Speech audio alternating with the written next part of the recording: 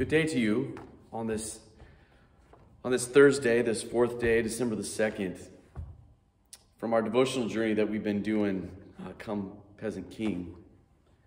Today's text from Isaiah is very profound. I guess I have a couple of thoughts from it for myself today. The first has to do with, it says, for those walking in darkness, who've seen a great light. The people walking in darkness have seen a great light.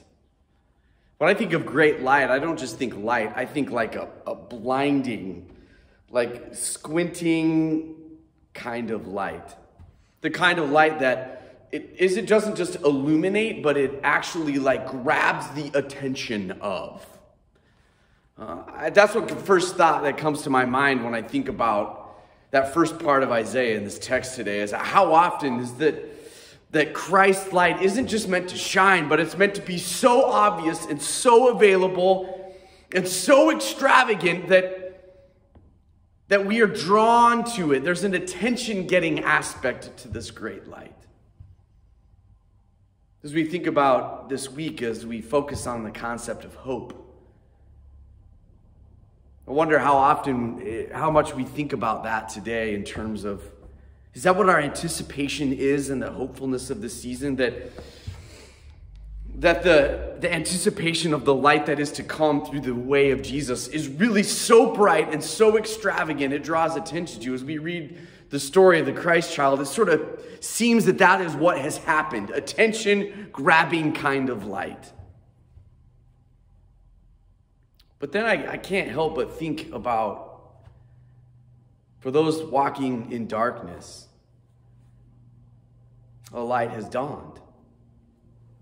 What about those walking in darkness today?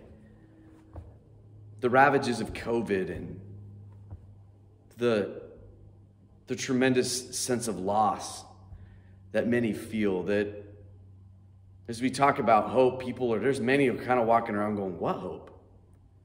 I don't feel it. I don't see it. Is it real?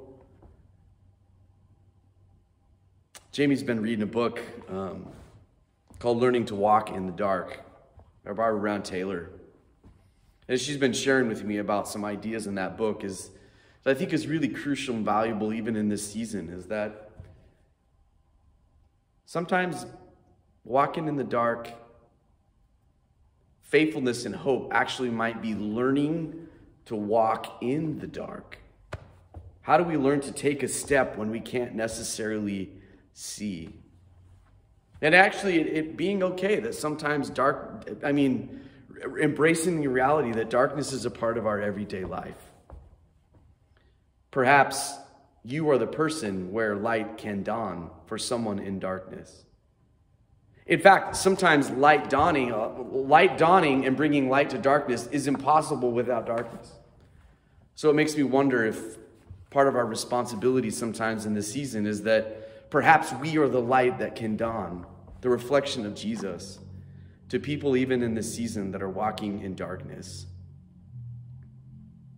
Sometimes being the light that can dawn in people who are walking in darkness is the reality that we sit and learn to sit with people in their darkness. In the midst of anticipation, we long to be there. We long to get to the light, but sometimes people just aren't ready yet. Perhaps as we encounter those who are sitting in darkness and feelings of hopelessness this season, that we can be the lights that dawn. So whether we're anticipating the great light that draws attention, that is an invitation for us to be that kind of light as followers of Jesus in the world. Perhaps maybe we can practice sitting in the darkness as people of light and be the kind of light that dawns for those that are still in darkness, pain, suffering, hopelessness. May we be both this season. Christ be with you. You're loved.